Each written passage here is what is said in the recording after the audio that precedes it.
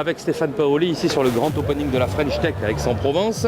Alors Stéphane, on est un peu ici chez vous ce soir, hein, vous êtes adjoint au maire de la ville d'Aix-en-Provence et vous êtes le délégué au numérique. Alors ce soir, j'imagine que pour vous, c'est quand même que du bonheur. Hein, vous êtes au milieu de cet écosystème sur lequel vous travaillez, que vous générez en permanence. Vous avez été au CES aussi, vous avez fait beaucoup de choses cette année. Un petit mot ce soir quand même à tous les participants. Qu'est-ce que vous leur diriez? Alors d'abord, merci pour cette interview. Oui, on est très content parce qu'aujourd'hui on est au cœur du réacteur, j'allais dire, du numérique. On est au lancement des French Tech Weeks. On attend 1300 personnes, ils sont en train d'arriver. On a surtout quelque chose qui est extraordinaire en ce moment, c'est qu'on est dans une dynamique positive de l'économie. C'est-à-dire que quand on parle de quelque chose de positif, on parle de quelque chose qui engrange, quelque chose qui nous donne envie de sourire parce qu'on crée des emplois. Il faut par exemple parler de ce qu'a fait la French Tech pendant l'année. Elle a signé 410 CDI. 410 CDI avec un budget de 250 000 €. C'est pas grand-chose comme budget. Il y a un bel ROI. On est bien content.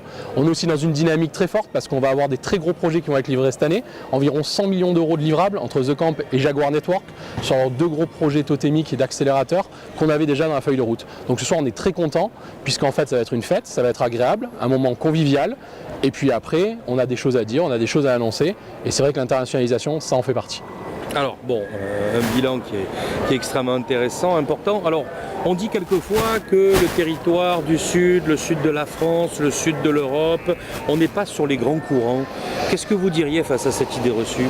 Alors moi je dirais qu'on n'a peut-être pas été toujours sur les grands courants parce qu'on n'a pas laissé les porteurs de projets se faire identifier. On a eu un exemple très juste tout à l'heure qui était le projet du robot Nao qui a été fondé en France, à Lyon, il y a plus de 15 ans.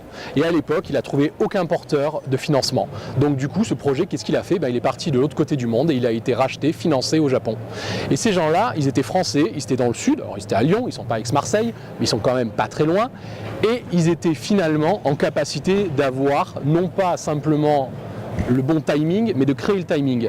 Et ça, c'est quelque chose que l'on voit aujourd'hui. Et la French Tech, une de ses vertus, c'est cette capacité, notamment sur Aix-Marseille, que d'identifier des porteurs de projets qui sont capables d'inventer le monde de demain. Alors oui, des fois, on n'a peut-être pas été dans la vague, mais peut-être qu'il y avait des gens qui étaient dans la vague et qu'on ne les a pas identifiés, on les a laissés partir. C'est ce que je crois. Justement, alors vous êtes élu local et vous êtes également chef d'entreprise. C'est vrai. Alors déjà, il faut concilier tout ça, mais donc vous avez un regard de l'intérieur et de l'extérieur. Quel message vous donneriez aux gens comme vous qui tentent et qui veulent réussir l'aventure économique? Je leur dirais que d'abord, il ne faut jamais se désespérer, c'est évident, parce qu'il y a des coups durs, ça tout le monde le sait. C'est la base, c'est la condition sine qua non. Je pense qu'il ne faut pas oublier les règles de simplicité qui font les règles de la réussite, que ce soit en politique ou que ce soit dans une entreprise, c'est à peu près les mêmes. C'est-à-dire qu'il faut faire du livrable, il faut faire du concret, il faut écouter. Quand il y a un problème qui est posé, il faut trouver une solution et pas une explication.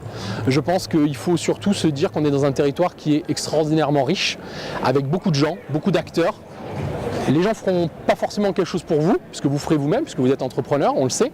Mais par contre, on sera dans une dynamique positive où on va trouver des gens qui vont être des modèles, des agrégateurs et des partenaires pour la suite et pas forcément des concurrents. C'est ça qui est vraiment bon et ce que j'ai envie de dire. Et être entrepreneur et être politique, c'est pas la même chose, mais c'est bien d'avoir des entrepreneurs en politique.